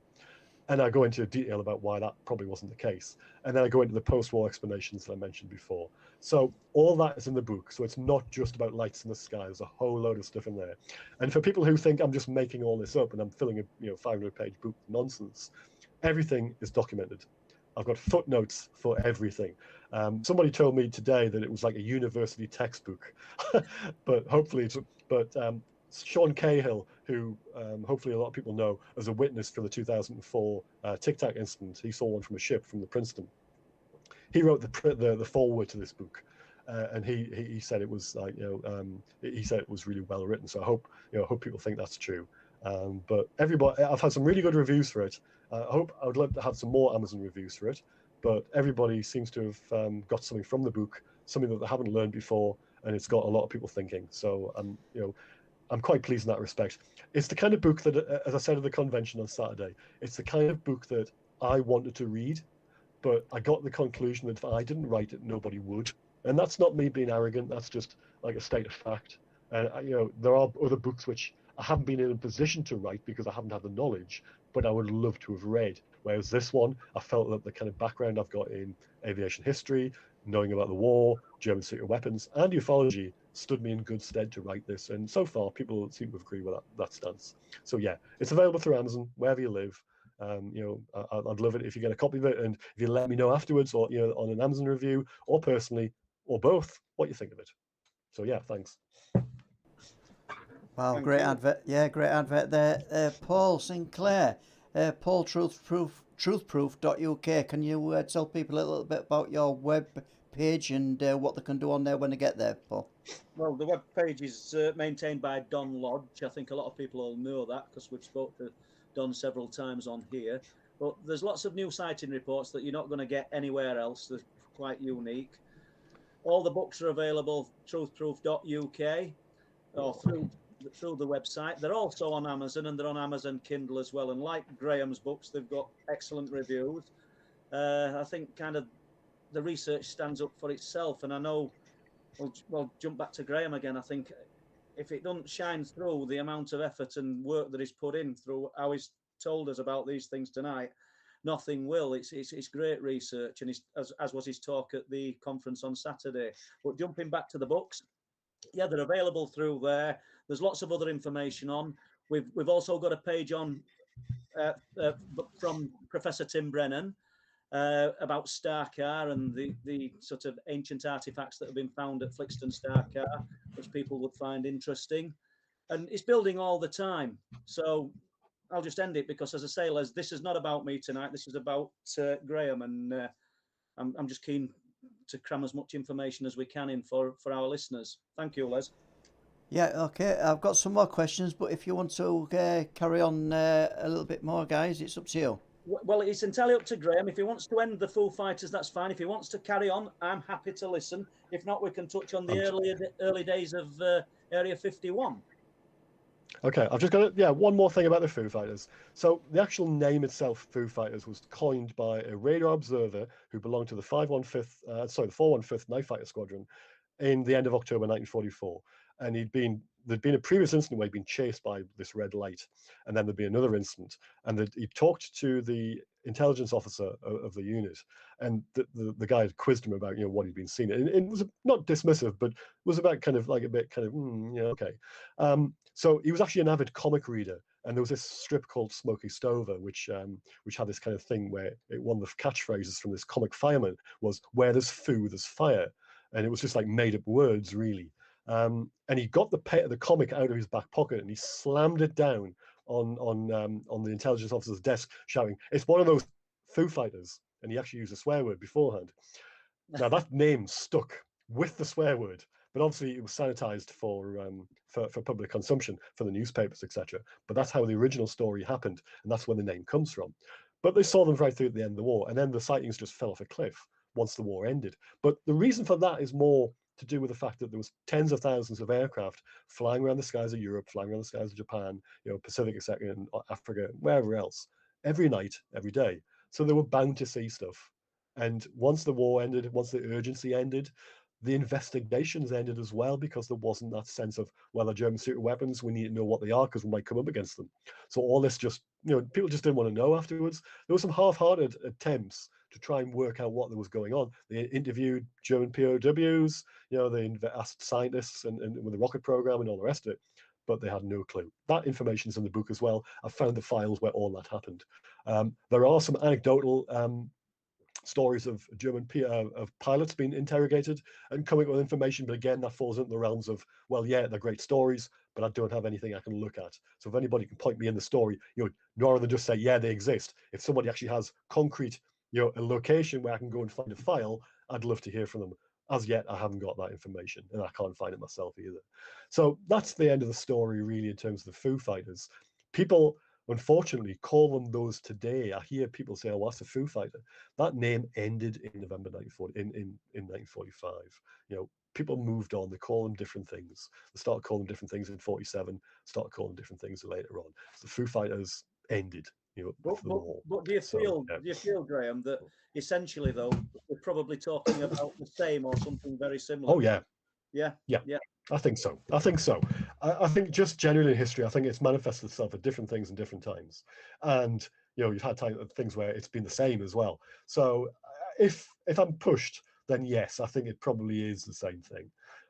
But, what they are, I haven't got a clue. And, I'll tell you that until I know different. So have you got plans then to expand on this book and look into what I'd term the intelligent life forms present day? I'm more expanding it to actually look for more information during the war, because more information is useful. So there's the Pacific War, for instance. They were seen across there as well, right until the end of the war. That's something I haven't touched on, because again, that could be another 500-page book. There's probably other cases from Europe which I haven't managed to find either, which people might send me when they read the book, or I might find myself. So I'm doing that. But actually, I'm also, as you're well aware, I'm a member of UAP Media UK. So I do things for them as well. So I write articles for the UAP Media UK website, which is uapmediauk.uk. We do stuff for them. So I'm always like, I've got other things going on. So I'm not entirely focused on writing books. But yeah, this one did take up quite a bit of time. Right.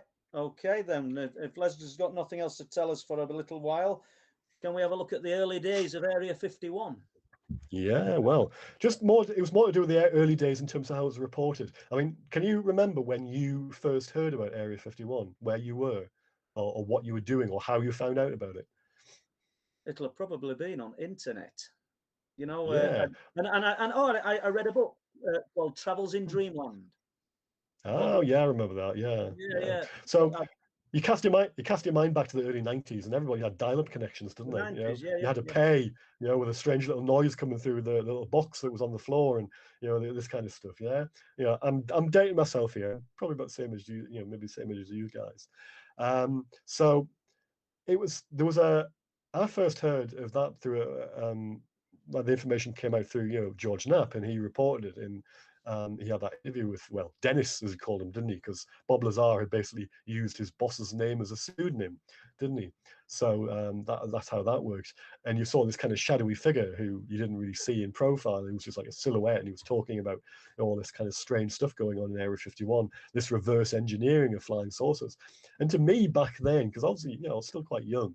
I was in 1989, I would have been 23 years old. It was like catnip. And then of course the internet kind of like sort of made it into a life of its own. UFO magazine was kicking about then, wasn't it? So I used to buy that. It was in there as well. But then, if you were of a more independent mind, you started searching out other things. And I latched onto something called the Desert Rat, which was a newsletter that came out of Rachel, Nevada, which was just on the edge of Area 51, and it was written by Glenn Campbell, and it was an internet newsletter. So you got as an email like every week or two when you did it, and that had some tremendous information in it. Now, probably, looking back from now, some of it may have not stood the test of time, but it reported quite a lot of the stuff, like the land grabs, the attempts to deal with the camo dudes, the guards, all the kind of technology that was being used to try and, motion sensors and all this kind of stuff to stop people trying to get onto the base and stuff like that. It was all thrilling stuff, whether or not you believed it, it was a cracking story. And, you know, people were making conspiracy theories out of it left, right, and center. But the actual newsletter was a mine of information. And I was sorry when it sort of disappeared, like a few years later. But I used to really look forward to it. And at the time, I used to knock around with an air traffic control assistant at Newcastle Airport, who was he was quite into this stuff as well, and he got me onto this. Actually, he put me, you know, he led me to this newsletter because he was already aware of it, and that was it. It was just like lapping it up. It was brilliant, you know. So there's a lot of stuff seems to be lost because nobody talks about this kind of thing anymore. Everybody's just moved on. But occasionally I like to reminisce about things like that. You know, it's just, yeah, there were great times. You had this kind of innocence about it, you know, that people were, it's always new and exciting.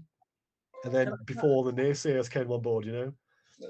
This is, you've probably got no knowledge of this, but you knocked about the guy, air traffic control assistant, Newcastle Airport. Yeah. Did he have any information? Well, he didn't, but other of his colleagues did. But they were very, very cagey because, bearing in mind, if they were still in the job, you know, they had to be careful what they said. So, but I just heard anecdotal stories of strange lights that didn't show up on radar. So they would see them from the tower when they were working night shifts, and they were in the visual tower rather than the radar room. And there was one story, I can't even pin it down to date, but it was in the 1960s. And one of them saw a light in the distance. It was quite a bright light, but it wasn't. But when they called down to radar, you know, it wasn't showing. So, you know, it was in the sky, but whatever, and it was moving around, but they didn't know what it was. You know, those radio calls out to it to say, you know, what it was, but nothing was reported, and it just disappeared. So you get stories like that all over anyway. But that was one that was quite close to home for me. And at the time, I wish I'd actually delved more into it, and I wish I'd got details, but I wasn't a researcher back then. I was just interested. You know, I kick myself now from some of the people who I used to know back then. People that, you know, I used to know test pilots. I used to know people who were in the military, you know, and they've all either moved on or they died since then, you know, because I'm knocking on in years myself. So, you know, I really wish that I'm now in a position to start doing research. I actually had those kind of feelers out, you know, but it's just one of those things, isn't it? Well, Graeme, I know that en masse, what we've got, I would have thought 98%, if not more, of the, you won't call it evidence, but it's anecdotal. But en masse, Yeah. when you've got a collective ways up. group of people from all religions, all backgrounds, all types of levels of intelligence saying similar things, when does anecdotal evidence cross the barrier and actually become evidence? Because, well, the thing is that, you know, anecdotal evidence and evidence full stop doesn't mean knowledge. So you can have all the data and all the detail that you like, but it still doesn't equate to knowledge about what's going on. Because, you know, you have to remember, we don't really have a clue. no. We're making theories, you know, we're trying to test them, but that's all we can do, because it could be something completely beyond our kind of capability to understand that's happening. And we're just like, you know, we're just the stupid monkeys down on planet Earth trying to knock sticks together, you know. So it could be something like that. So for us to be able to like try and work out, and anybody actually in this field who says they're an expert or knows what's going on, I tend to run a mile in the direction, because I don't believe them. You know, you can't have an expert in something you can't understand. But there's plenty of people in the past of, you know, snake oil salesmen who try to like say, I've got the answers. You know, I know it's this or it's that. No, it's not. You know, we wouldn't be having these kind of talks today if that was the case. There's been so many times on this live stream, what me and Les do, that I've said very much similar to what you've just said there, because I haven't a clue. I can look into this forever, and I don't think I'm going to find the answers. But you know you're amassing data. You're amassing data, though, aren't you? Because that's what you said before about your anecdotal evidence. It's amassing all this information. It gets you so far down the road, but that's as far as it gets you. And without evidence, you know, you're still to the point of where you're just, you know, floundering around, you know, without a kind of clue. The knowledge comes from, well, it'll come from whatever develops, unless there's something comes out of the Pentagon or somewhere else on the Earth, you know, that you can't refute, and people have a hard time trying to challenge. We're not going to be any further forward anytime soon. But irons are in the fire to get all that kind of stuff going, aren't they? That effort that happened in San Marino, you know, so there's things happening all over. Would that be the only kind of evidence you would accept? No, I mean, from no. the Pentagon or from the British government? from a personal point of view, if something landed on my front garden, and I spoke to somebody from another planet, how plausible that might be, but if that happened, then obviously I would have to believe it because it happened to me, but it hasn't happened yet. Or if some high-ranking official, or the president of the United States, or Boris Johnson, stands up and says, this is real, you're not going to be able to say, oh no, they're just telling No, I porkies. don't know. So Believe it. and some people still wouldn't believe it, but there is a level, there's a threshold for the evidence to then become fact, but I don't think we're there yet. Well, Everybody has a certain piece of the puzzle, but we're not to the point of where it all makes sense yet. Some people have an idea, Yeah, that is where I were aiming the anecdotal evidence. Because en masse over decade after decade, we're all so many people reporting something very similar. Then surely it has to start and settle as some kind of proof. We don't know as proof of what, but there's proof of something that's out of our control, out of our sphere of knowledge, should we say? The good thing about this is it puts pressure on officials, elected officials. So you've got things like the big phone home that happened in the States earlier this year. There's actually been 2 of them. And Lou Elizondo has been on both of them. I was on the first one. Actually, I was on both of them. And this is something that Lou Jimenez on the Unidentified Celebrity Review does on the States. You've got a whole load of people together, and you've got people to actually email their officials, the elected representatives, senators, congressmen, all people like that. And there was a groundswell of popular opinion. And it had some kind of result, but you don't know what results it has elsewhere. But if enough people are interested in the subject and have anecdotal stories, but even it's not just that, if they're just interested enough to push for more information, for more disclosure, for more, or even just for people in the positions of power to think about it, that's more than we've got at the moment. And that's where your anecdotal evidence will come in handy, because it's like groundswell of opinion, of sightings, of people's experiences. You might not be able to confirm them, but it just you can't discount it. And I wouldn't discount it. I just can't prove it. Yeah. But it does count for something, definitely. We'll jump to Les in a moment, see if he's got any questions for us. And thanks for that, Graeme. Thank you, Graeme. We've got let's have a look. Okay, a good question from Tim Brennan, going back to the Foo-Fighters. Graeme, do you think the Germans monopolised on the phenomena by equipping some night fighters with coloured lights? That's a great question. I don't think so at all. No. I think the idea was they used to hide them because they used to have shields around let's say from the glow of the radar system for some of the early night fighters when they had early airborne radar. The idea was there was you got occasionally a little bit of a kind of orange glow. So they used to put shields around because it was behind the pilot. And obviously the last thing you wanted was lights that would distract the pilot as well.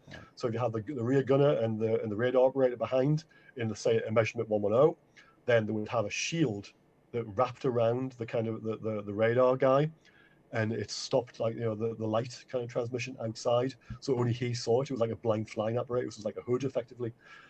So it meant that the light didn't get out, because the last thing you want is flying around and you've got these kind of bright lights somewhere behind you. It's too distracting, and also it is a kill me now kind of sign for anybody who's flying around elsewhere.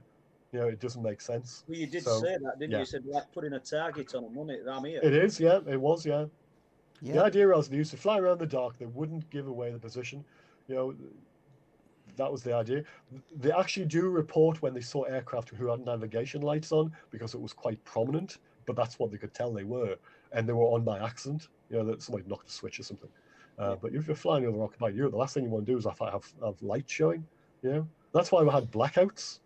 That's why your parents, your grandparents were encouraged to shut the curtains and turn the lights off, kind of thing. You didn't want a German bomb dropping on your house because they would see where you were. That thing applied to the military as well. Even ground forces, when they were driving around on convoys in active theatres of war, they would have hoods over the lights because it was light discipline. All this thing happens, and it's all well known about. So no, I don't put much stock in that. Good. Tim Brennan's got a couple of comments to follow on from that. Upturned bathtub, could it be Die Glock? Die Glocke. The bell. So, Yes. yeah, deglocker. So, something that was apparently invented, an anti-gravity device that was apparently invented, and in an underground facility called the Vespolkris, or in the mountains somewhere in Silesia or somewhere in Poland, anyway. No, I don't believe it at all. The guy who sort of came up with the story, he's called Igor Witowski. He was a Polish author. He'd written some books on German secret weapons beforehand, some of which have had certain reviews which aren't very good. That suggested he was taking liberties with some of the information. From what I read, I haven't read them all myself, but what I've read, I haven't been entirely comfortable with. He claims that he got sight of a Polish army intelligence document, which was an interview with one Jakob Sperrenberg, who had been an SS higher police officer responsible for a particular part of Poland in 1944. And he reckons that this interview led to information about Die Glocke. Now, the story is that this thing was actually was being developed right at the end of the war. Now, my beef with this story is that Sperrenberg was actually carted off to Norway at the end in November 1944. You'd have no knowledge of what was happening in Poland because it wasn't under his sphere of influence. He was looking for partisans in Norway at that time of the war. So how the hell did he know about what was happening in Poland? About this thing. Plus, that henge apparatus on top of the hill is the base of a water tower. You see plenty like that, and there's a one not too far from where I live that looks like that as well. So no, I'm sorry. It's a nice story, but I think it's straying in the realms of fiction. But it plays into a lot of people's thinking about the Germans have these super weapons, because at the time that story came out, that was when there was a lot of stories, other stories about German flying saucers and stuff like that. So it all fit into the same man. And I can imagine somebody wanting to sell books and coming up with some strange stories and had a little bit of information which couldn't necessarily be discounted, sounded plausible, but couldn't be totally denied. Sounded like, yeah, that could have happened. And there's a lot of people out there who are willing to sort of entertain such nonsense. I mean, I've got stuff up on this bookshelf which I have for background material, but I don't believe it. The stuff by Henry Stevens, Joseph Farrell, talk about the Reich of the Black Sun, about Hitler's flying saucers. I've got them, I've read them, but I don't believe them at all. And there's very little proof in them. They're very flimsy, and the proof doesn't stand up, or it's not about what they're talking about. So I'm sorry, but no. Okay. The bell falls into that category as well. Yeah, well, that particular the bell, you see programs or documentaries that's been done on it, and it's always, could this be? Is it possible that this is? And I'm with you on that. And no, it's convenient that the actual the tunnels and the facility underneath the mountain off the Polish army, basically, or the Russians, they destroyed the facility, what the Germans did at the end of the war, but it rendered it impossible to actually get into. They've been able to get into certain parts of it, but actually they can't get into the rest of it, so you can't tell one way or another. However, the Germans did build underground facilities all over Germany and Austria. They had an underground aircraft factory, a place called Remagen, which was basically a mountain called the Vulpersberg. And what they did was they tunneled into it, but they leveled the top of the mountain to build a runway for Messerschmitt 262 jets that they were building underneath. They strapped rocket-assisted takeoff jets to these aircraft and flew them off the top of the mountain to deliver them to the Luftwaffe. That was the kind of stuff they did. They didn't build flying saucers, but they did have underground facilities. And it was only because we were bombing the hell out of their factories and their airfields that they were forced to do that. But there was nothing more sinister beyond the fact that they just had to cart everything underground or put them into little workshops here and there and everywhere, and then bring the bits together into certain places to put them together. And that was all they did. And there's nothing, you can't read much more into that. But it sells books and some amazing stories. Hell, I've got enough information in tucked away in my head that I could write a story like that and sell books and just lie, and people would buy the book because, oh yeah, Graeme knew what he was talking about here. All this sounds really plausible, but there wouldn't be an element of truth in it, and I would feel horrible for doing it, so I won't. Okay. So, Les? Yep. Yeah, thanks for that, Graeme. And just to follow on, Tim Brennan is directed at you with this one, Paul. He's just saying the ancient Indian UFO or the Vimana. I know what he's talking about, as in just briefly, but I've no really knowledge of these things. It might be better aiming it at Graeme.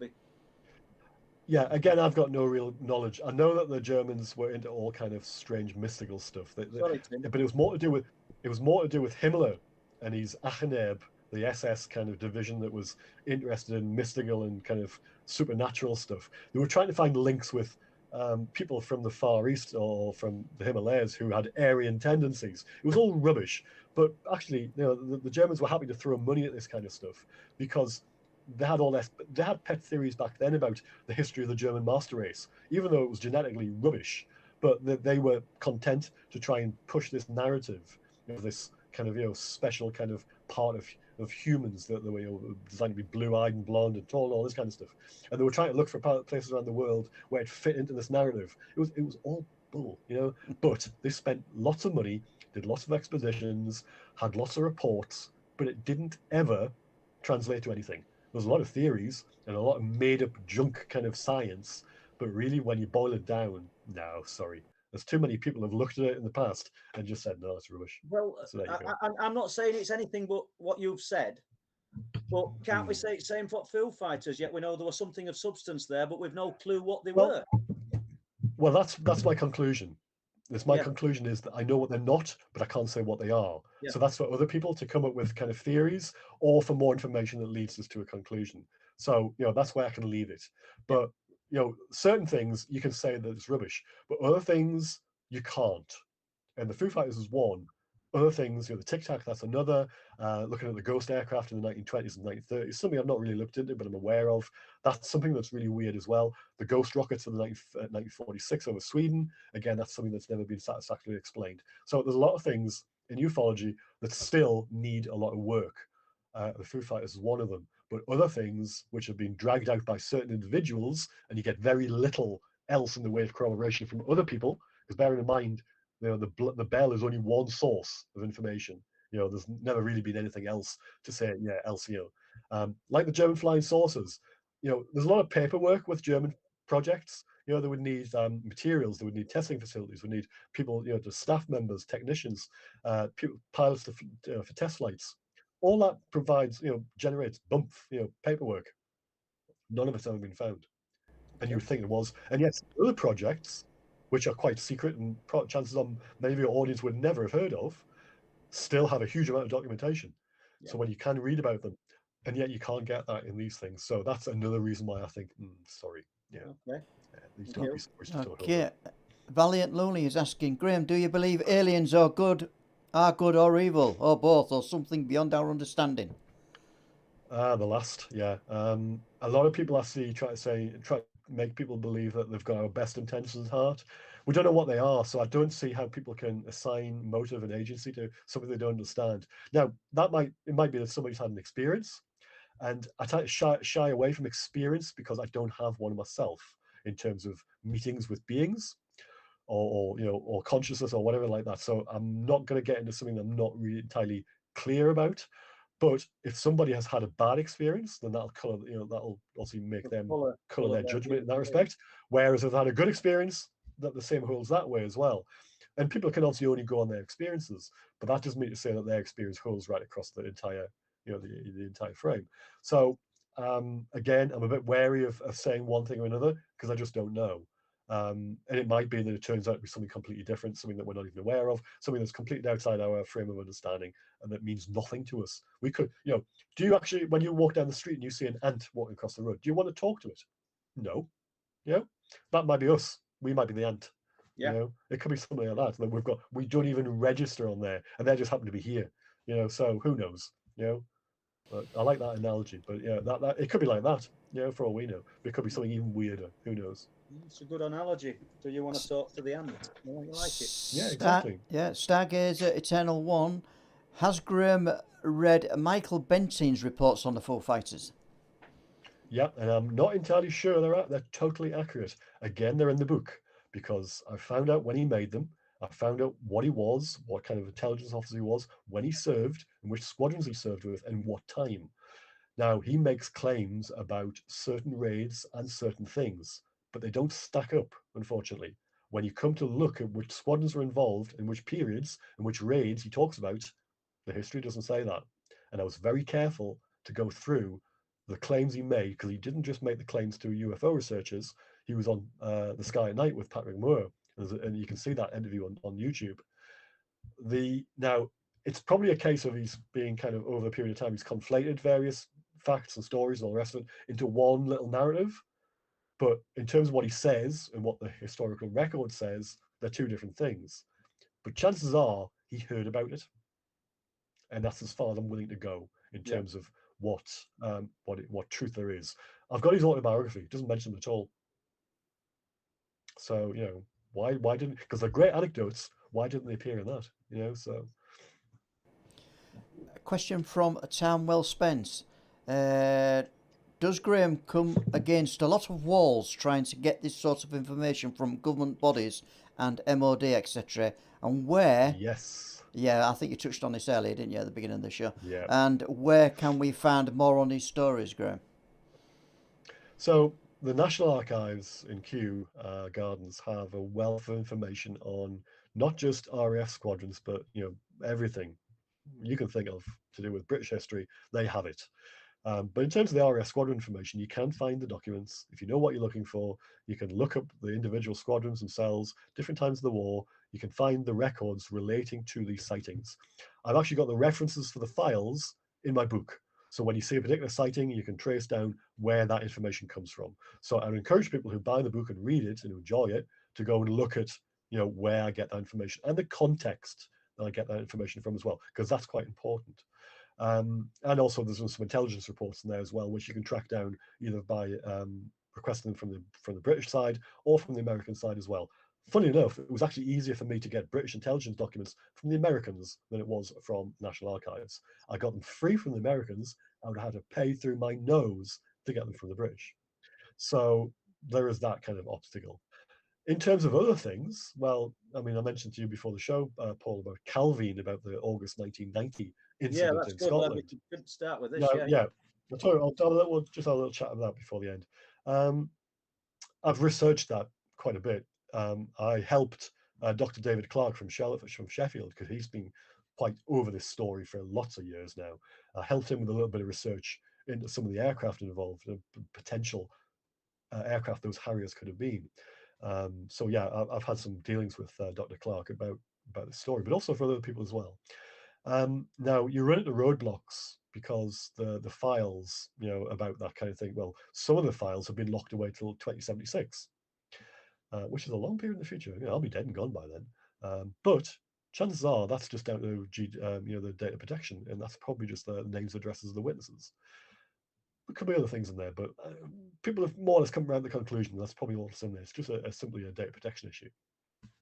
But there's other things as well. There's analysis from the information that you can find, and it has been released in the DEFI files through the National Archives. You can see that the UFO desk, as it was, SecDef 2SA, what it was called, they actually they passed the information on to DI-55, which did the actual legwork. Nick Pope brought a lot of people in ufology. I'll never ever forget that. But actually, any claims that he went out in the field and did investigations didn't happen. He rang people and set things in motion.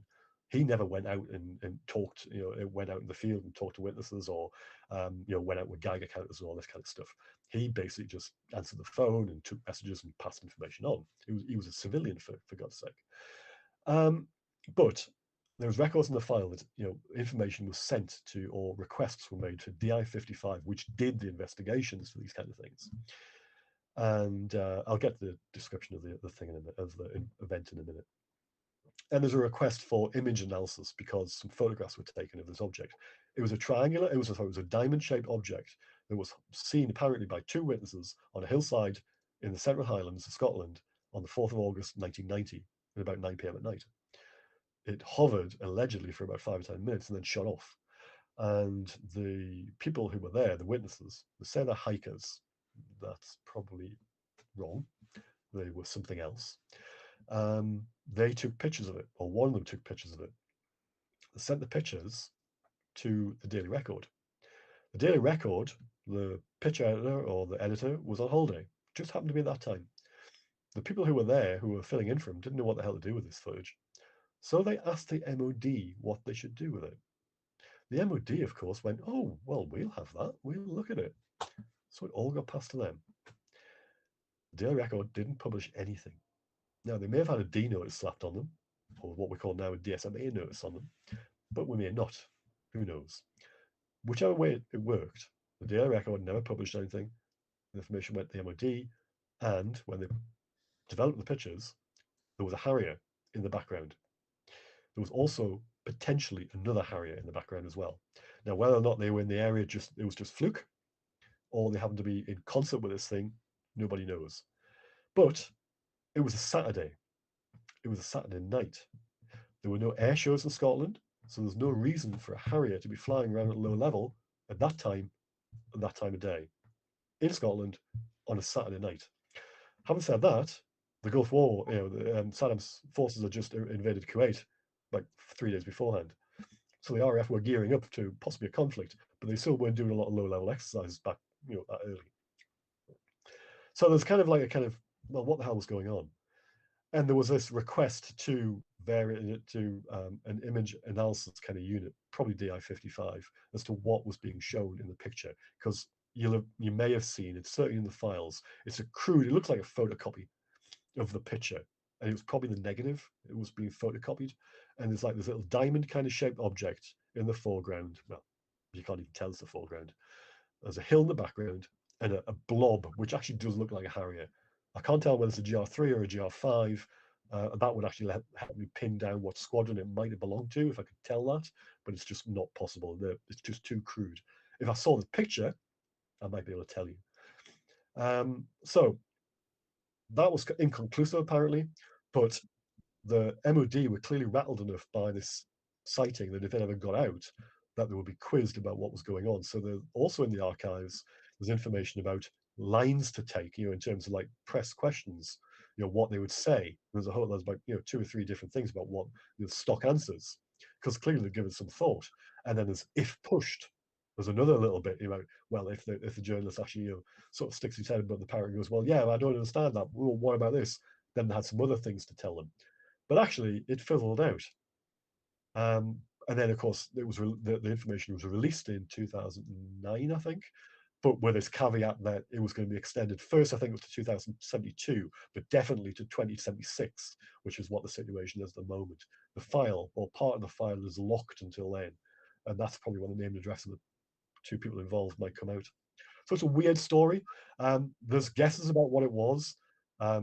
People might thought it was the Astra, which was a super secret kind of American vehicle, which may or may not have been involved in the Boscombe Down 1994 incident, where a strange thing like nearly crashed on the runway and the nose wheel collapsed.